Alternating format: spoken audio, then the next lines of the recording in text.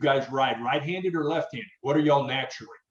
I rode right-handed all the way up until probably when I was 12, and then I switched to left-handed. So I can ride both hands, but I just rode right-handed because, I thought that was me. And then I rode left-handed one day and was like, wow, this fits me way better. And so I ride left-handed now. Okay. Brock, how about you? I rode right in the beginning and then I switched to left, but I kind of like right better. Yeah. Kind of like right better, but you guys can ride with either. Yes, sir. And we'll talk. There's a man story I want everybody in the audience to hear about, being able to ride both hands, which is pretty awesome.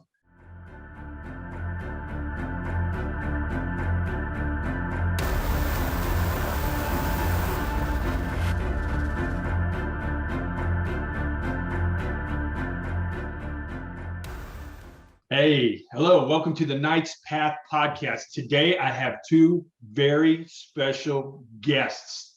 They're young men on a men's podcast, okay, because I think there's a lot of men out there that can learn more about being a man from these two young men right now. So I have Brayden Hollywood Brown, age 13, and his brother Brock Turtle Brown, age 11. Welcome, guys. Hello. Yeah, you can say hi, Brock. Brock's a little shy. That's all right. So we'll get into this. But hey, I met these guys through a group that I'm in, and I met their parents, and I met these young men. These are fantastic young men. They're tough as nails. They're Texas boys. They came out to my house the other day. We did some shooting. We did some martial arts. We'll probably talk about that a little bit. Hope you guys had some fun. You guys are dang good shots, man. I want you on my team if things go south and the zombie apocalypse happens, right?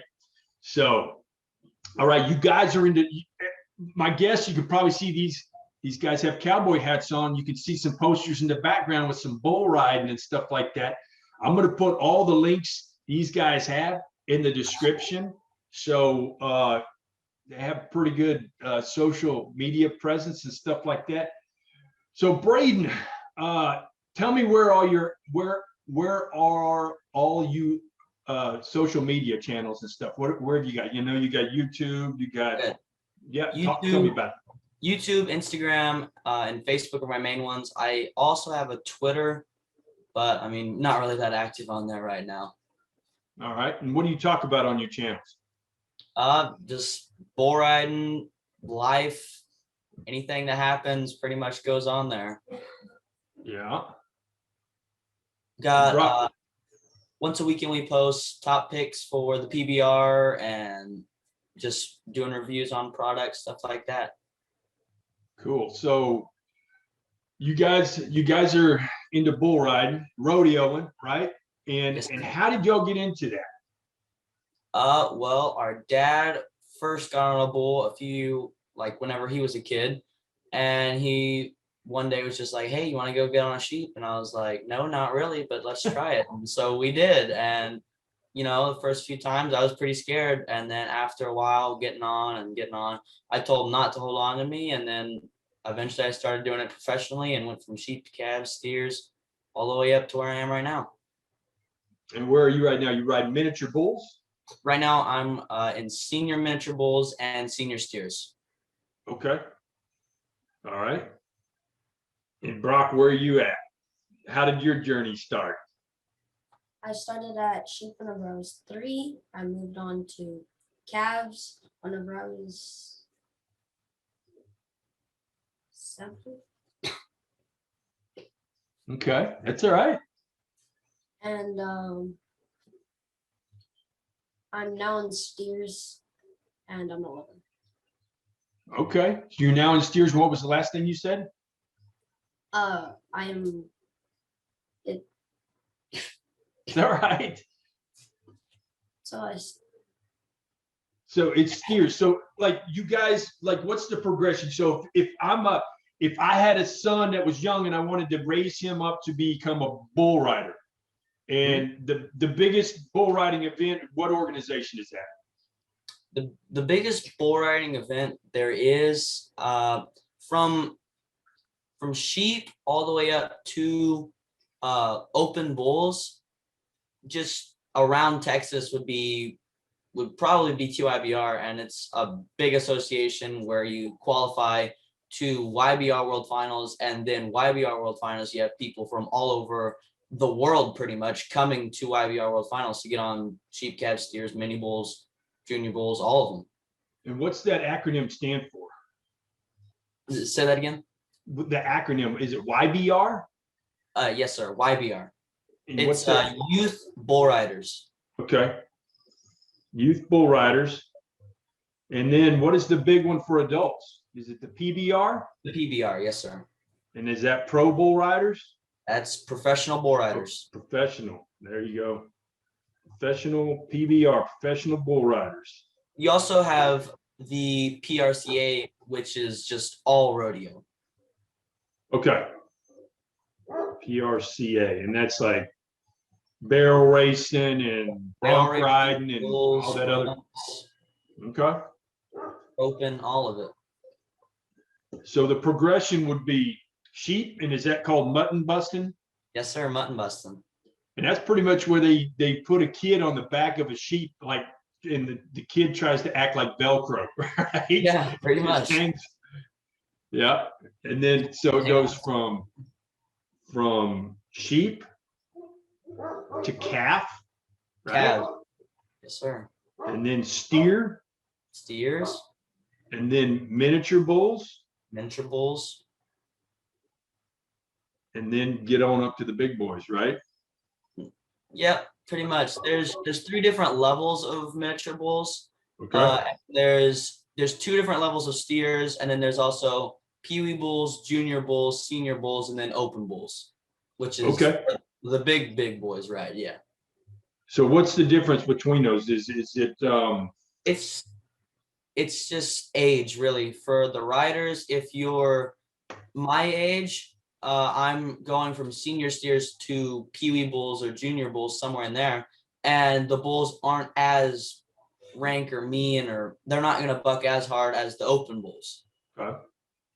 They're still just as big and strong and stuff, but they don't buck the same. Okay. All right. Sweet. So it's kind of I guess there's a lot of specialized breeders in the rodeo Yes. world too, right? That kind of Definitely. categorize all these ones in different. Okay. So there's 2 levels of steers and then calves. Okay. So the first time you got on sheep, it was pretty scary, right? You were telling us that story. Definitely. Yeah. First time I ever got on a sheep, he was just like, all right, we're gonna put you on a sheep. And I was like, all right, I trust you, right?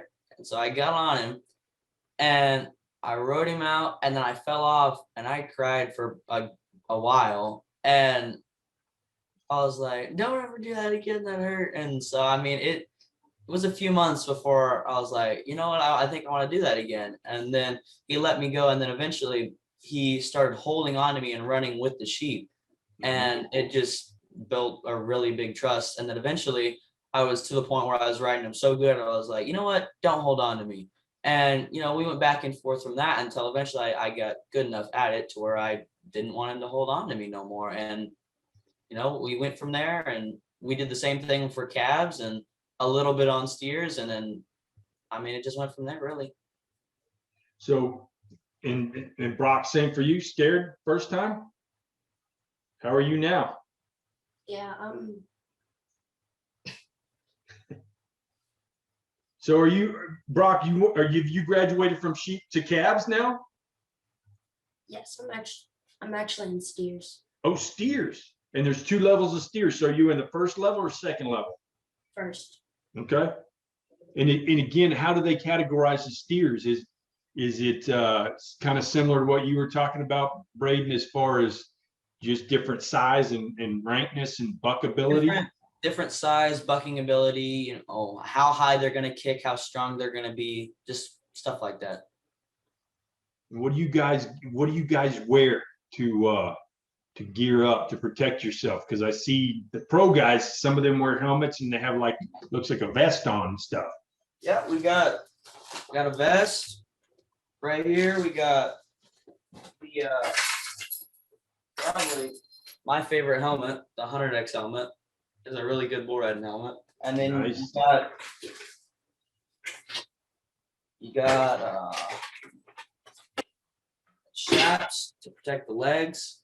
Okay. And everything else, we also wear slide shorts, like baseball slide shorts, put those on, put as much padding on as you can to where, no injuries. We don't want that. You guys wear a cup? No, actually.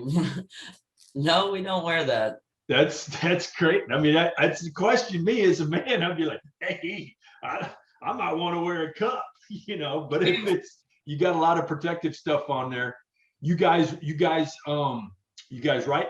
ride right-handed or left-handed? What are y'all naturally? I rode right-handed all the way up until probably when I was 12, and then I switched to left-handed. So I can ride both hands, but I just rode right-handed because, I thought that was me. And then I rode left-handed one day and was like, wow, this fits me way better. And so I ride left-handed now. Okay. Brock, how about you? I rode right in the beginning and then I switched to left, but I kind of like right better. Yeah. Kind of like right better, but you guys can ride with either. Yes, sir. And we'll talk. There's a man story I want everybody in the audience to hear about, being able to ride both hands, which is pretty awesome. All right, so that's some good rodeo background. I like it. So on the podcast, I know you guys have probably seen it. We've had some discussions. For me to be a man, you have to be squared away physically, mentally, and spiritually to be a whole and healthy man. And you guys have got such a kickstart on manhood from the sports that you're in and the toughness and, trying to get it. I mean, there's mental fortitude for you guys are forging at a young age to be able to get on a beast's back and ride it. It's got to be scary as hell. And I'll tell a story about myself. I grew up in Bandera, Texas, and we used to youth rodeo, and they wanted me to get on steers, and I was 10 years old, and I was too damn scared. I was like, no way. The thing's going to kill me.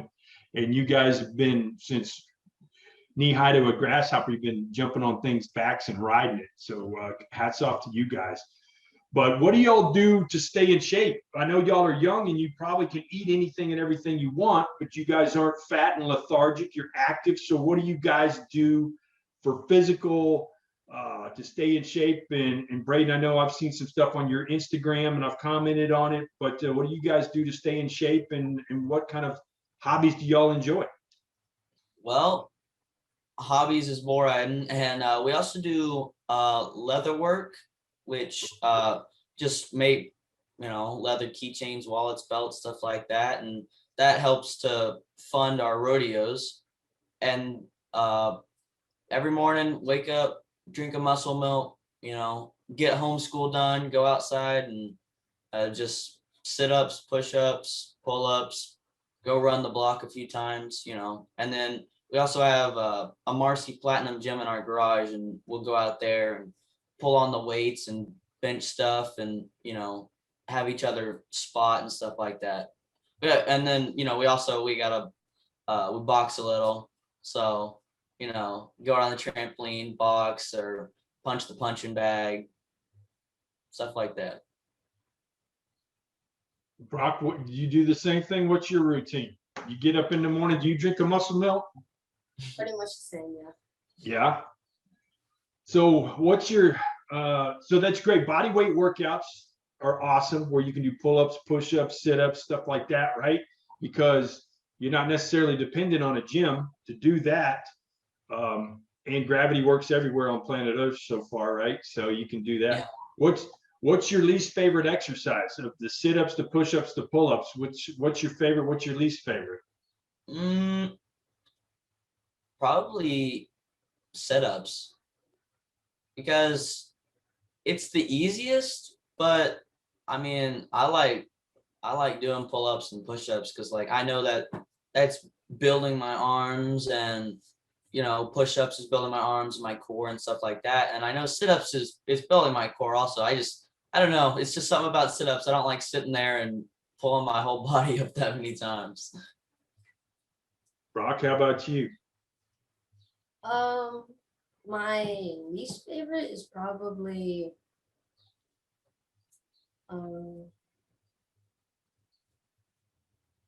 Squeezing the ball, I guess. That's Yep, that's another good one. takes a long time. Just sit there. Yeah. What's And that then- one? It's a peanut you put in between your legs and you lay down on the ground and you squeeze it. Wow. Yep. Yeah. It's like this rubber ball, but it's in the shape of a peanut, and so it's kind of like a bull, and you just put it in between your legs, and you just sit there and you squeeze on that thing, and it's just like squeezing on a bull, clamping down on him. And So that's like a bull riding exercise. Get your legs strong to cinch. That's cool. So yeah, dude, that's how many. So that's fascinating. How many specific exercises do you guys do that's not common for the everyday man that is actually for bull riders? You got this peanut thing. What else you got?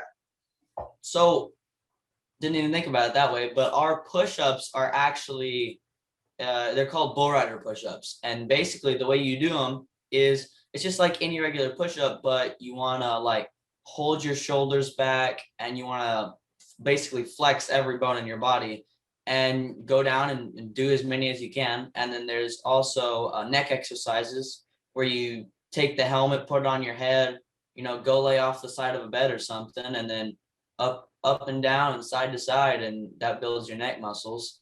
And then you got grip strength where you just grab a rubber ball or something and just sit there, and you can be reading a book and squeezing on that ball, and builds your grip strength.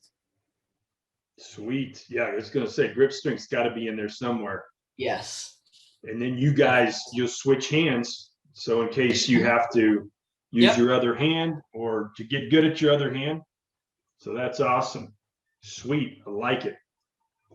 All right. So how did you guys get the nickname Brayden Hollywood Brown? And I know you've done some announcing, like you've done some real stuff, right? With like in some pretty high level organizations. Tell me a little bit about that, how you got your nickname, and then we'll get to Turtle here in a second. So one day, or well, not one day, my whole life, I've worn a pair of aviator sunglasses. And one day we went to this rodeo out at our church, and the guy goes, "You know what? You look like Hollywood." And I was like, "Well, that's interesting. I don't really look like a city or a town, but sure." And so, I mean, it just stuck from there, and everyone started calling me Hollywood. And so, my nickname's Hollywood. Sweet. Yep. All right, Turtle. Tell me about your nickname. How'd you get it? I've basically just been slow my life. That's, I mean, slow. Never done anything that fast. Slow and methodical. It's like when it's time to do chores, you're a turtle about it. Maybe that's how your mom and dad nickname you Turtle instead of Jackrabbit, because of how fast you would get after the chores and whatnot. Well, anyway, I like it. That's a good name. Brock Turtle Brown, Brayden Hollywood Brown. Love it.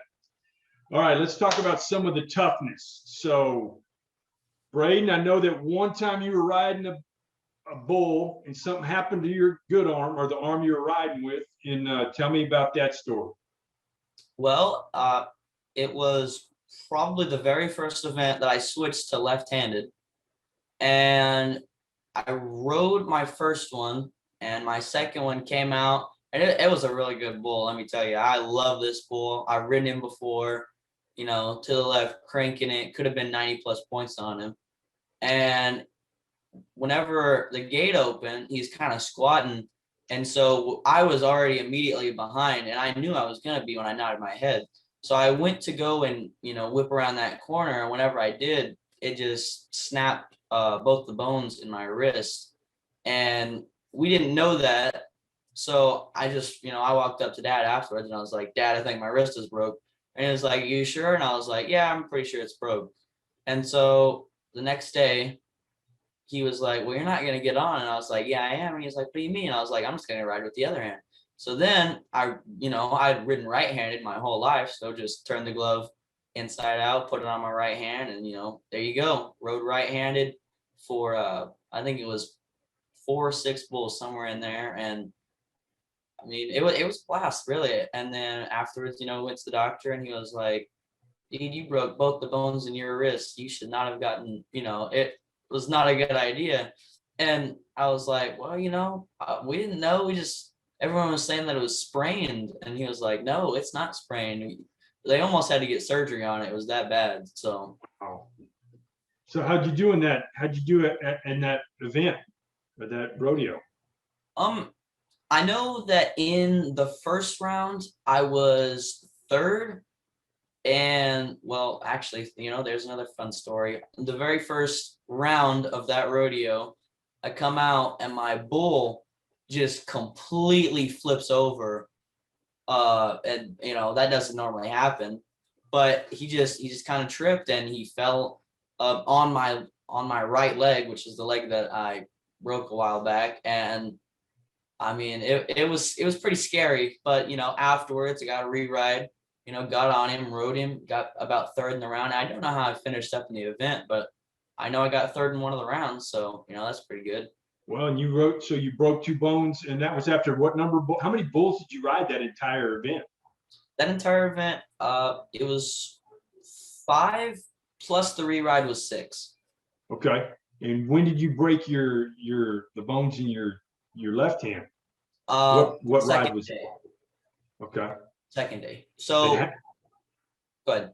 I was gonna say, and how many bulls did you ride after you broke your hand or wrist? After I broke it, I rode 3. That's awesome. So hey, anyone that's watching, that's a never say die attitude right there. Break his wrist, turn the glove out, switch hands, and then finish out the event. That's some stud stuff right there that men need to learn about. Appreciate that. We'll get to another story here in a minute with you, Brayden. All right, Brock, let's talk about, is this your mutton busting days when you had the flu that one time? Yeah. So we were going to this rodeo and I got sick and rode first sheep, took a nap, got on the second sheep, rode them, and then took a little nap and then got on my third sheep. And how'd you do in that event? I don't know. I don't remember. Well, we'll get to that in a minute because you guys are going to show me your belt buckles, which is like cowboy speak for trophies. You wear them on your waist, right? Sir. So you guys are some champions and you're winners. But you downplayed that a little bit, Brock. And this is what I mean by this is like you rode your first mutton, and then you're like, I don't feel so good. I'm gonna take a nap between rounds, right? And then you rode your second one. And then you took a little nap. Would they wake you up? Hey, it's time, yep, I'll go get on my third one. And you had the freaking flu, right? You had the flu.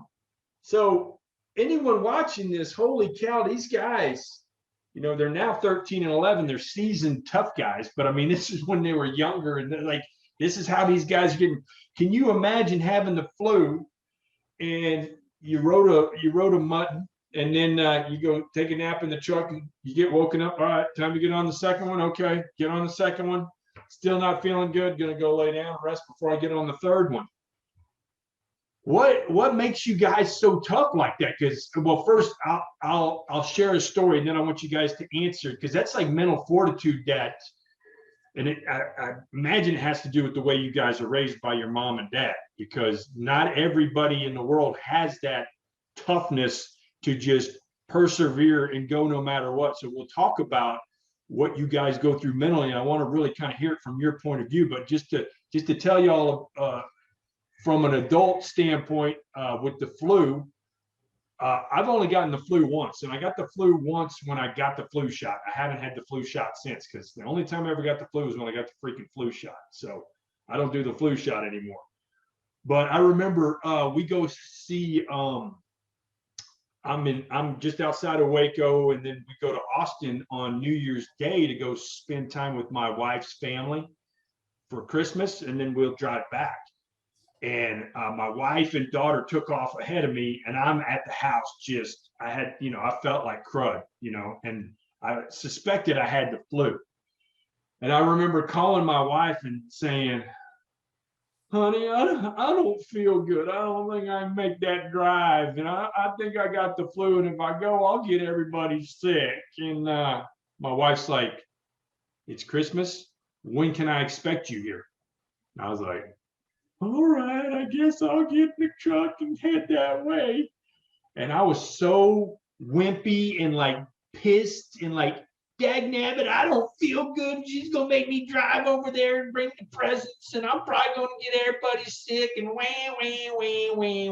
What a wimp, man. And how old were you, Brock, when that went down? 6. 6? Jeez. So listen to me, I'm a full-grown man. This is probably like 8 years ago. I'm in my 40s, and here you are, 6, and you're like, flu, whatever. In between rounds, I'll rest.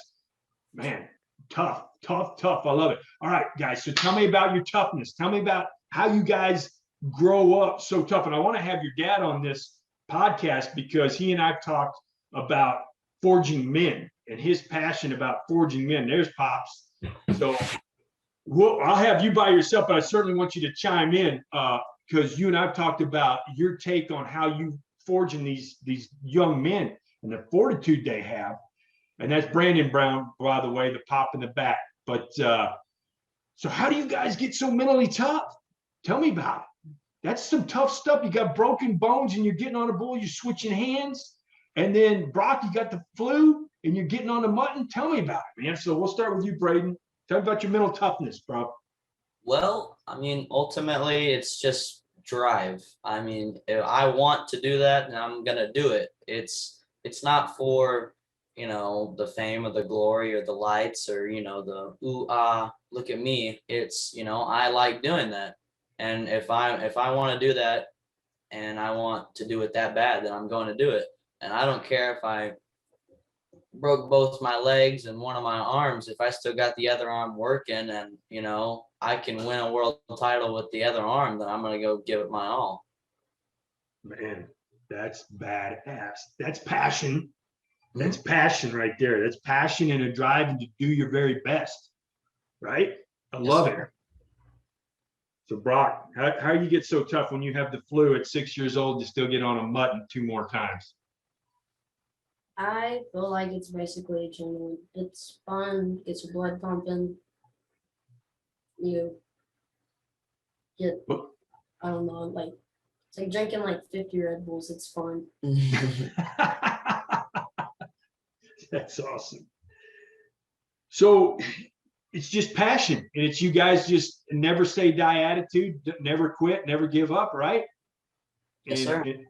And Pop, while I got you in the picture, I mean, just let's get a little tease and a snippet for, when you're forging these young men, what kind of mental resilience are you instilling in your boys, you and your wife, as they grow up? Sure. So, I mean, it all starts with respect and trust when they're very young. In the same way that you're training a young pup or a young colt, you have to do the same thing with people, and so you have to develop that trust. And as Brayden and Brock mentioned earlier, when they were riding sheep, I would actually run next to them and hang on to them, and so we developed this really close trust that lives on to this day, where if I tell Brayden or Brock, you can ride that bull, they don't have a shadow of a doubt in their mind that they can ride that bull, because we have that trust and have built that from the very founding principles back when they were riding sheep. We went to calves. I did the same thing, hung on to them. People thought, oh man, that's stupid. Why are you doing that?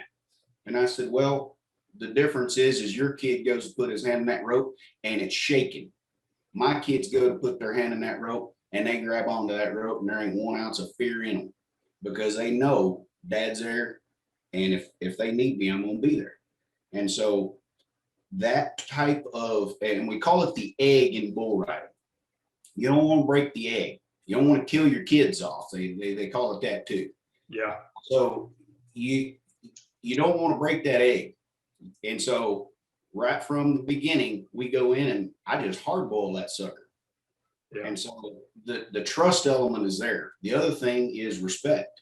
Mhm. So from a very young age, it's established in our household in the same way that you see in the worlds of alpha with dogs and once again other pecking orders, that I'm the alpha and this guy's second in command and this guy's third in command.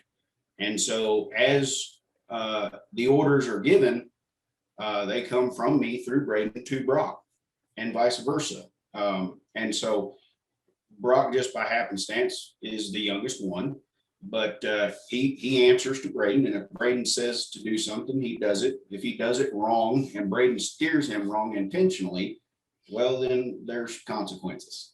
And so it doesn't take many of those type instances for them to get straight. And so the respect is the other piece to this that really makes forged them into young men. Yeah. Thank you for that. So yeah, you guys have you're tough as nails. I love it. Let's talk about, now we got your dad in here. Let's talk about that incident that happened where you took a helicopter ride and how that all went down. And then we'll let you talk, Brayden, and then we'll let Dad talk about his drive. And then, Brock, if you were in the truck at that time, I want to get your perspective on seeing the trees whiz by. So anyway, let's go ahead, Brayden. What you got, brother? Well, we were in Andrews, Texas, and it was a TCJBR All Regionals event. And it was in Junction. Oh, Junction, that's where it was. Junction, Texas. It was a TCJBR All Regions event. And it was so hot. It was over 100 degrees. I mean, we were in the middle of nowhere too, and there was no place to get a drink or anything.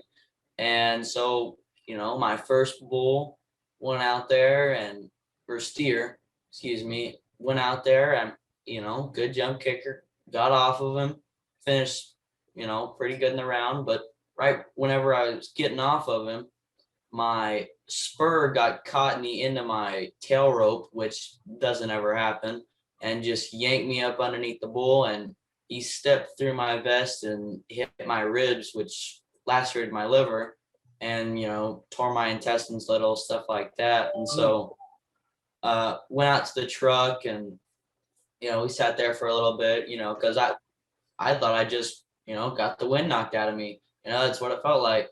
And I mean, it's a good thing, I was like, nah, Dad, I'm not feeling too well. So we went to the hospital and they did a scan on me to see if I had like any broken ribs or anything.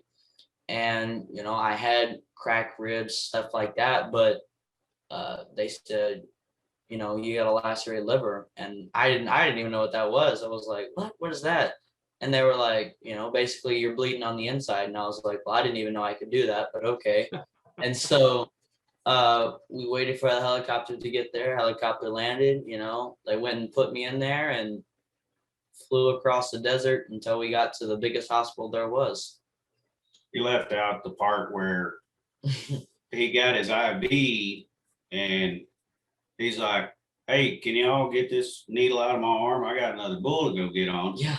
And to frame that whole story up, we were getting on 2 bulls that morning in Junction, Texas. And then we were going to get in the truck and drive 3.5 hours over to Crockett to get on a 3rd bull so that he could qualify for the junior NFR in Las Vegas. Okay. And so there was a much bigger picture here than just we were in Junction, Texas. Yeah. So just to ride a bull, you were trying to go through a certain order to qualify. Okay. Yes. Because we rode in several associations there at that time. We rode in 3 or 4 of them, and we were hot footing it all over the state. It's not uncommon for us to get in truck drive 6 hours to a rodeo. So gotcha. So they put him in a helicopter and they flew him and then you got in the truck, Pop. With Yeah. So they care flighted him up to San Angelo, which is about an hour and a half away. Uh, we'll just say I made it there in a little under an hour. And I went in the ER, running in there like any dad, concerned. And I said, hey, where's my boy at? And they said, your boy, what boy? And I said, Brayden Brown. And he says, we don't have a Brayden Brown here. And I'm like, well, damn, did I just drive to the wrong hospital? And finally I got it out and they're like, no, actually, they haven't landed yet. You believe it or not, you're the first person that's ever beat the damn helicopter here. Okay, well, I mean, that's a little disheartening, but okay, Right. Yeah. Because if I'd have known that, I'd just thrown his ass in the truck and drove up here, and I saved a $50,000 helicopter ride. Right. Well, they're probably stabilizing him on the way and all that stuff, right? Yeah, they got, but yeah, I hear you. That's that is kind of, hey, Brock, do you remember that drive? Kind of. It was just basically desert. Everything a blur, literally. All right. Yeah. So, Brayden, stand up and let me see your belt buckle. Tell me about it. Well, this one's actually from YBR World Finals. So Wow. the association we talked a little bit about earlier. This one was calf riding in 2016. And I mean, I rode all my bulls or calves actually. And I got 5 re-rides in one day. And that's probably the most re-rides or bulls I've ever been on, at an event in one day. I got on probably, 6 bulls in one day. And I mean, the last one I got on, I covered him and finished second in the round and qualified for the short ground, rode my calf there and finished 4th in the world there. So wow, nice. All right, Brock, let me see what you got on your weights there, brother. This one is just a mutton busting one from Gustine. It's one of the coolest looking ones I have. Yeah. I like it. And for some perspective, there's dozens and dozens and dozens of belt buckles that are in our living room on trophy shelves. If you go to Brayden's any of his social and you watch his videos, you'll see all of the accolades on the wall behind it. It's incredible. And they have their favorites that they wear and they switch them out from time to time. Yeah. Kind of cool. Sweet. That's awesome. What's really neat is how some of them really mean a lot. Yeah. I mean, and not that they all don't mean something, right. But it's that one that it was like, man, I had the grit to get by that sucker. That was the one nobody wanted to draw, and I went out there and I got him rode. And I'm gonna tell you, when you get that buckle, that's the one you're going, yeah, I like that one. Yeah, absolutely. Yeah, I imagine there's some that look fancier than others, but there's going to be one that's near and dear to your heart based on how it went down and how you had to persevere, and it's just going to stick out a little bit more. But that's awesome. You guys got some hardware. All right, so let's talk about God and spirituality. I see you guys wearing crosses and stuff like that. So we talked about your physical, we talked about your mental toughness and fortitude. Now let's talk about your spiritual. So and then while your dad's here too, we can talk about some of the things that y'all done as a family that y'all been a part of as far as youth ministry and things like that, in the avenue that you used, which I think is awesome and unique to reach people, to introduce them to God and things of that nature. But tell me about your spirituality, Brayden and Brock. Brock, we'll start with you first. You love God? Yes, sir. Yeah. Do you have a favorite prayer or anything like that? Or do you just, what's your favorite? Well, first, do you have a favorite prayer that you use? Not really. I just say like someone's injured or that we know, then pray for them. Yeah. So it's just yours is just organic. You don't have a pat. You'll just pray based on the situation. I like that. Do you have a favorite place to pray at the house?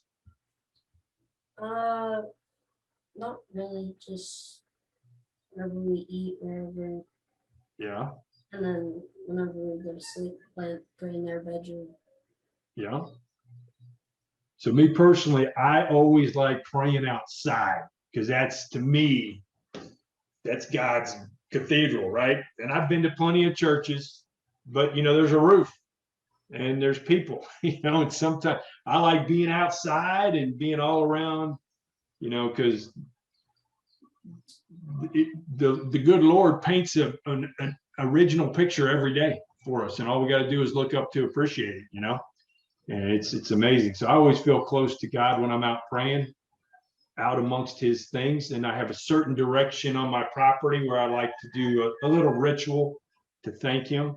So thanks for sharing, Brock. I appreciate that. How about you, Brayden?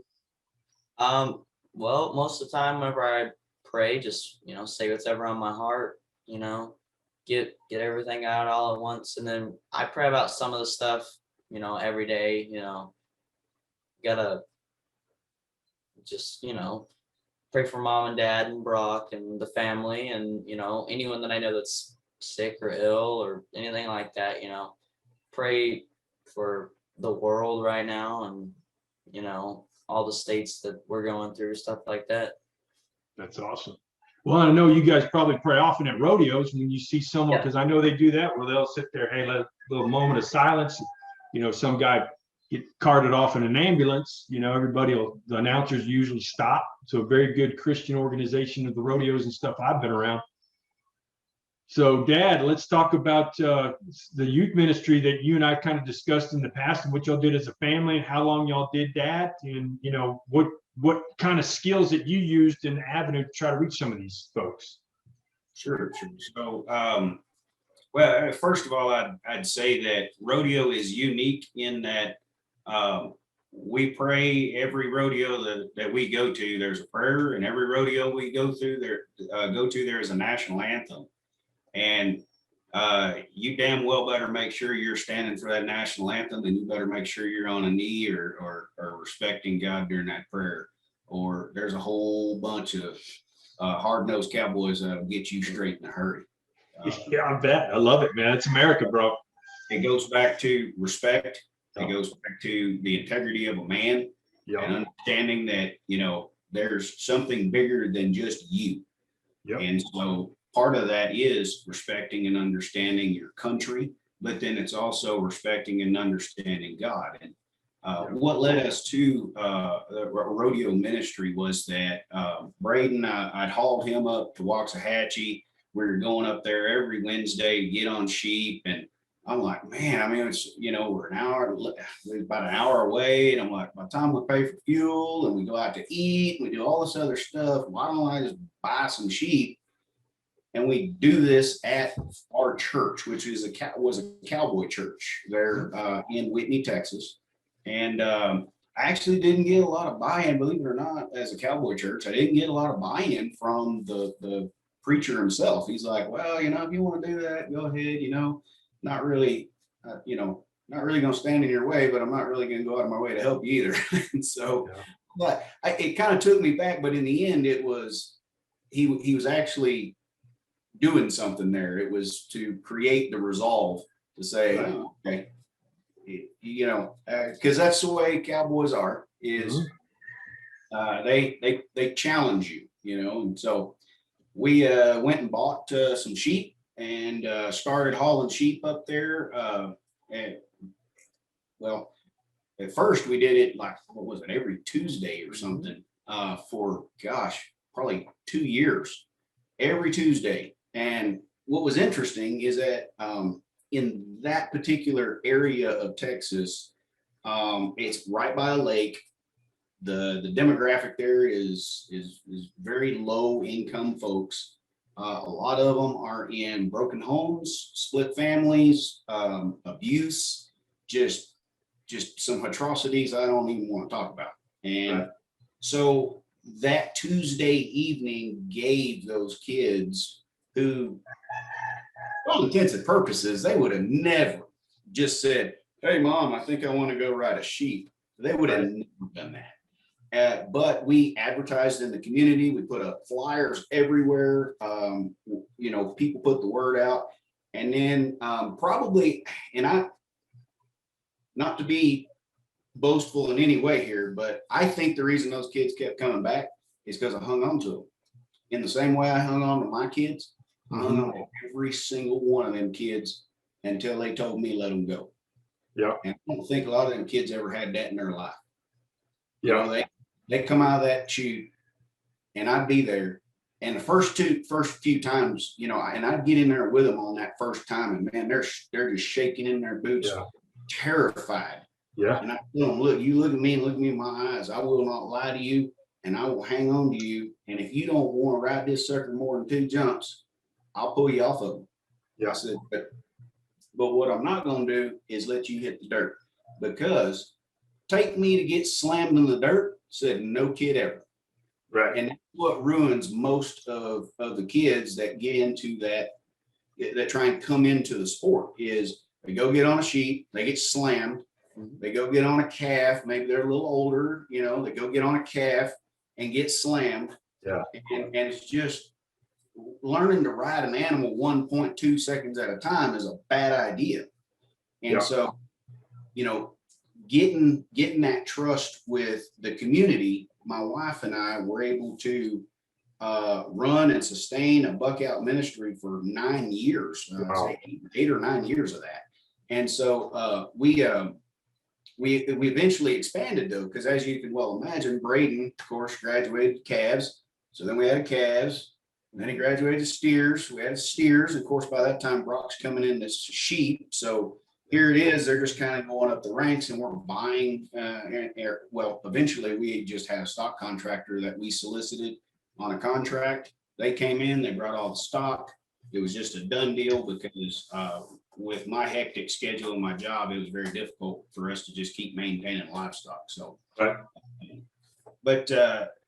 so as those kids would move up through those ranks, we've had several of those kids go to the YBR, the World Youth Bull Riding Finals, and do very well. That's awesome. That's awesome. So the amazing thing for me is, you just had an idea, you're traveling to rodeos, and then you're like, how can I use my skills in our passion to reach certain demographic group, and then also introduce them to God along the way? So that's awesome. That's fantastic. Hats off to you for what you've done and the way you've raised these guys. So we'll wrap this up here in a sec, but I want to talk about what the future holds for Brayden and Brock, what you guys want to do, short term in the next few years, and then we'll talk about some sticks here in the end, and we'll kind of close it out. But what do you see yourself? Where do you see yourself in the future, Brayden, short term, and then what do you want to be when you're an old man like me at 51? Well, I want to ride bulls for at least, I don't know, hopefully until I'm 30, I can ride bulls. There's some people that are a little older than that are riding, almost in their 40s or 50s. And his bull riding coach still gets on bulls, and he's in his 50s. Yeah. So hopefully somewhere in there, and then, retire from bull riding, and probably in between bull riding, there's injuries in bull riding, and even not when I'm injured, just go announce a rodeo, something like that. Yeah, that's pretty fun to get up there and, just talk to all those people. There's thousands of them or hundreds of them. And, you're talking to all of them about what you think is going to happen. And, it's the mind of Brayden Hollywood Brown going out into all of these people. And whenever I did that, I had so much fun announcing that one rodeo. And so I think, do it again, do it whenever I'm older, even after I tire bull riding, still announce rodeos, stuff like that. I always want to be involved in the rodeo industry somehow. Yeah. And so, hopefully make it to the PBR and, announce rodeos. And Matt, for some clarification on the rodeo announcing. So when Brayden broke his right femur, they put a steel rod in his leg, and so he couldn't ride bulls for a few months. Yep. And so he went, and the association he was riding for, the Texas Christian Junior Bull Riders, he asked if he could announce the rodeo, and they said, yes, we would love to have you announce the rodeo. So he single-handedly by himself announced over 200 outs at the state finals for the Texas Christian Junior Bull Riders. He's been to California and been on Ride Past TV with Jess Lockwood and Matt West. He's done tons of work with the PBR on camera for various functions and events. But broadcasting is definitely in his future, as you can well see from the way he is speaking. So it's we'll definitely all your links. So like when we're done with this, you guys need to send me all the links so I can put it in the description. I know you got a ton of them, and and when I start following you on YouTube, I'm catching, and you got it on your Facebook too, where I see you're making your picks on events that are coming up, who's going to do well, and things of that nature. And real quick for the audience, there's the bull gets graded, and how the guy rides gets graded too. So you want to go over that real quick for the audience that doesn't know? So there's 4 judges, and the score is 50-50. So it's 50 points for the bull or 50 points for the rider, and that's the max you can get on both of them. So the best score ever to be was 100 points. That's a perfect bull ride.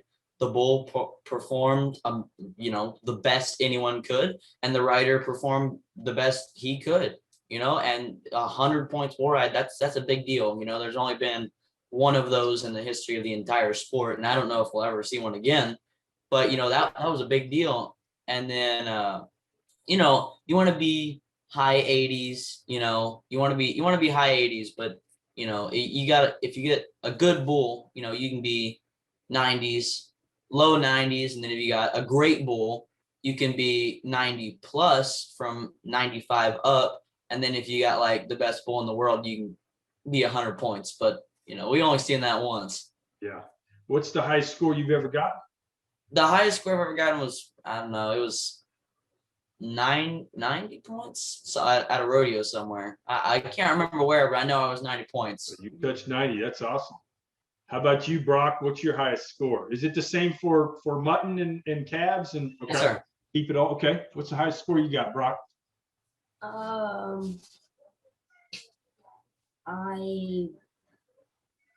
89. Dang, that's good, because I've watched a lot of rodeos, and I saw a lot of 76s, 78s that would win, just based on that. So you guys are upper 90s or upper 80s and low 90s, man. That's awesome. All right, Brock, same question to you as far as where do you see where do you want to go in the next few years, and then where do you see yourself as a grown man?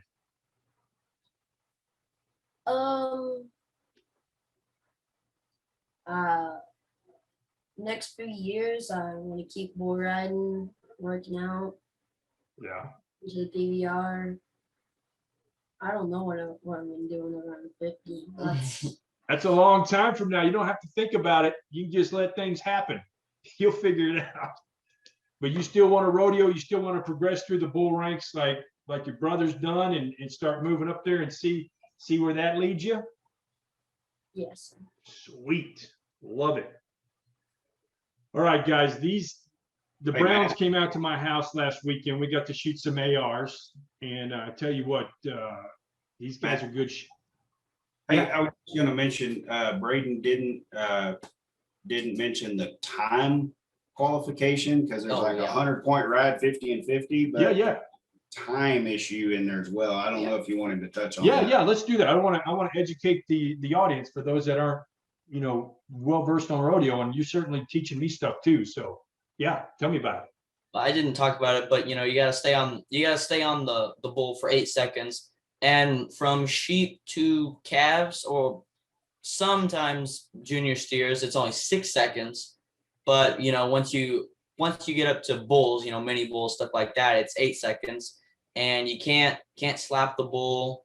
There's certain things you can't do. You gotta have the right equipment. You gotta have spurs, stuff like that. You can't put your spur in the knot of your bull rope. That's called hanging a knot, and you don't want to do that because it arguably helps you ride better, but it hangs you up really bad most of the time. So you don't want to do that. Right. And just stuff like that. There's so many rules. It's just like any other sport. There's a lot of rules, stuff like you don't want to do, but those are just the basics of it right there.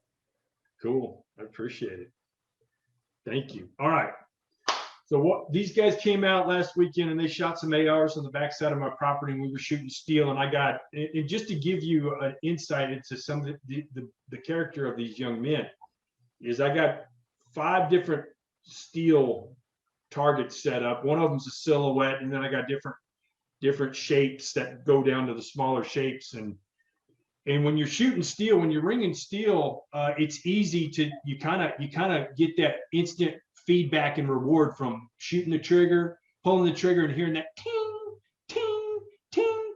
So, there's a lot of guys that want to stick on the big target because they want that instant feedback and they want that reward. But these guys, they shot the big one a couple of times just to make sure they were on, and they start shooting these smaller ones. And these guys got down to the small one. They were zinging it, and we were probably about 40 yards away from those. But you guys did real good. I was proud of y'all. Y'all just didn't stick on the big one just to get that good reward or instant feedback. You start challenging yourself and shooting to the smaller ones. And then we're messing around with sticks a little bit, and I shared some videos with your dad. And how are you guys progressing on the stick stuff that I showed you the other day? Well, it's all about muscle memory, really. So I got the pattern down, memorized in my head pretty well, and still working a lot. There's still a long ways to go, but I've gotten a little faster at it, I guess you could say. And just you still mess up a lot, but we'll get there eventually, where hopefully one day we can be as good as you at it. But I don't know. I don't know that. You got to be like at the peak of it. I don't think there's anywhere better you can go than where you're at with it. So hopefully we'll be like right under you. Well, I appreciate that. I've been doing it a while, but yeah, you guys, you certainly can progress better than me, especially because you're starting so young. But yeah, I'm glad you're working on it. Brock, where are you? How are you doing with it? I've been doing pretty good. I've got it memorized, got it down. You guys are working on the 3 pattern. That's the toughest one, right? Yep. 3 pattern. 3 pattern, and then 2 pattern and 4 pattern is pretty easy. Mm-hmm. Yeah, work on that 3 pattern. Brock, did you get your sticks trimmed down for your arm length yet? Not yet, but we're gonna do that. Hey, but that's okay. If you get used to dealing with the long ones, you'll be that much easier when you go empty hand. So, or you can grow into them. You can always look at it that way, because we measured it with Brayden's arm, and mine already fits. Yeah, it fits. So if you wait 2 years, you got a good wingspan like your brother. You might not need to, but you can certainly trim them if you want. So, hey, I appreciate you guys are working on that, and I appreciate your time on this wonderful Saturday. Love the Browns. Love you guys. I'm a big fan. I'm going to follow you guys in your careers, and then hell, I'm your sensei, so I'm interested in developing you guys and your skills martially and mentally, and we're going to stay in touch, and we're going to keep working out. And we're going to become the best, most badass male versions of ourselves as we live this life, right, guys? Yes, sir. Yes, sir. I appreciate y'all. Y'all have a great day. We'll talk to you soon. Yes, sir. Yes, sir. All right. Bye, guys.